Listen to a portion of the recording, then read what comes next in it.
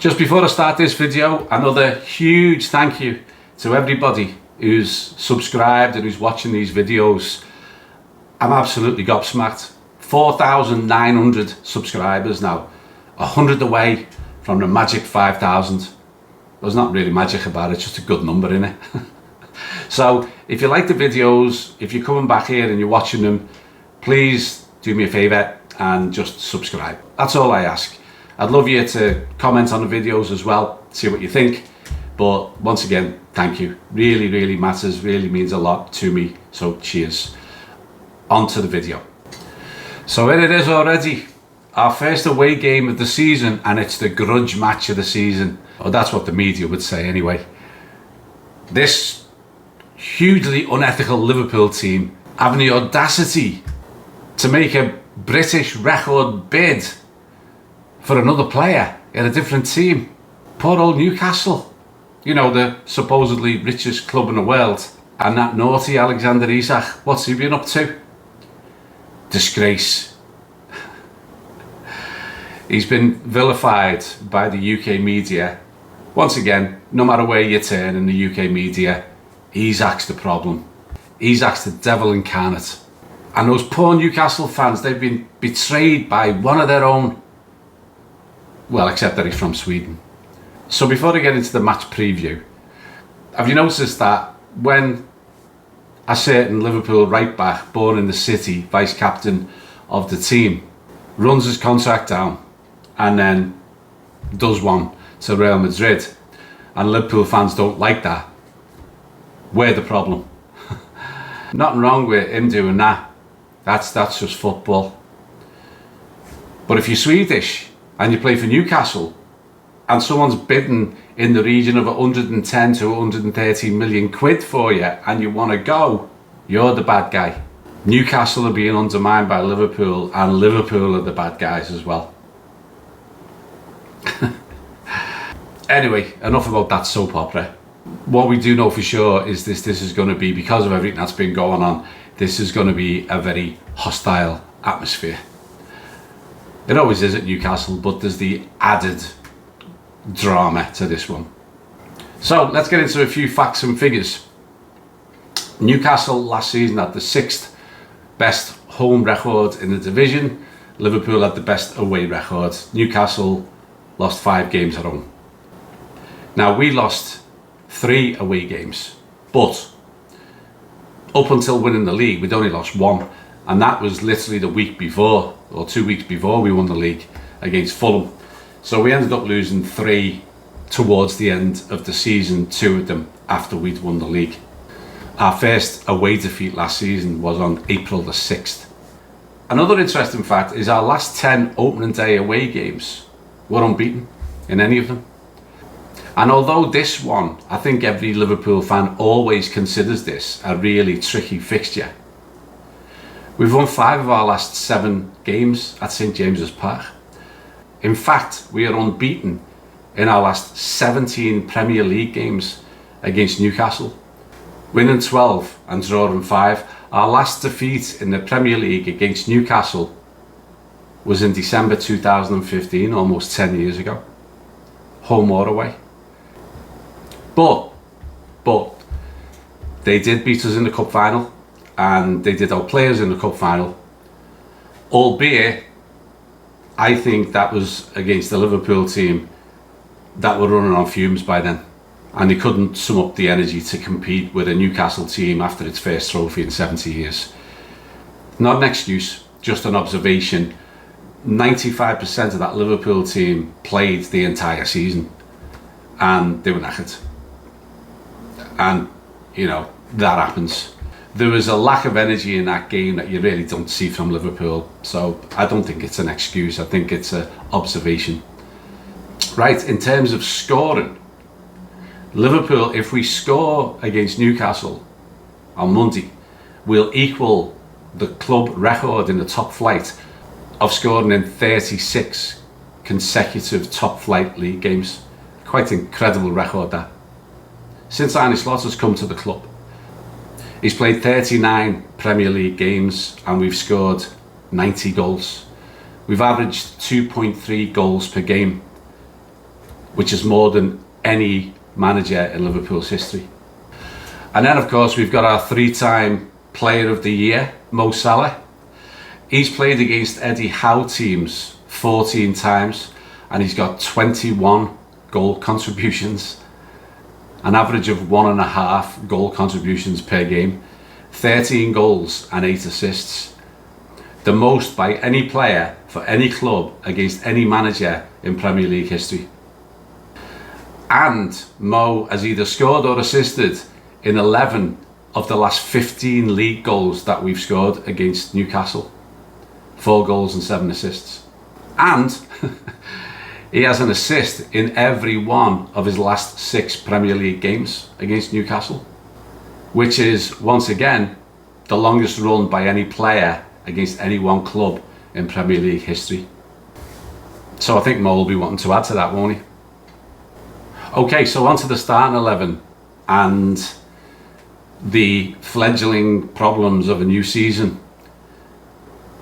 Let's start with the real positive. Ryan Gravenberch is back after suspension and he is going to make a big difference in this game. I'm absolutely certain of it. His importance to everything we do cannot be underestimated. He's a crucial blanket to the defence. He allows the 2 other creative midfielders, whether it's Szoboszlai, McAllister or Wirtz, to do what they do best, knowing that they've got the safety net of Ryan Gravenberch behind them. And he also has that ability to take it out of defence and start attacks as well. He's unique in the team and we've missed him. Now, just to highlight the point, I want to show you the graphic from last week's Bournemouth equaliser in a game that we thankfully won, but this was at 2-1. And look where our midfielders were when one stray pass allowed Bournemouth and Semenyo to break 75 yards. It's there for all to see. You're not going to get that with Gravenberch. Even Arne Slot admitted last week that even though our 3 midfielders are all fantastic players, they're all attack-minded players. And when we play such a risk-reward game, you can't have that. You can't have all 3 of them at that high at any time in the game, really. So our biggest concern is most definitely at right back. Frimpong is out until the international break, which is a real blow because he was looking the business. Conor Bradley has only just come back into training, so he won't be fit enough. And Joe Gomez has only just come back from an injury, so probably won't be fit enough for the entire 90 minutes. Now, we've got other options, none of them that I believe are the right ones. We don't play Endo there. He's just not got the speed. And they've got flying wingers. The same goes for Curtis Jones. It's not his game. He's just not a solid enough right back. And then you've got Szoboszlai, and we just talked about him. He's attack minded and has barely played the position. So I don't think any of them are particularly good options. I don't know what Arne will do.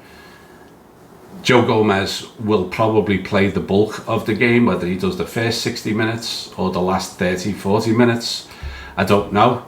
But it's an issue because that's where Newcastle have targeted us in the past with a certain other right back, and it's where they're going to target us in this game too.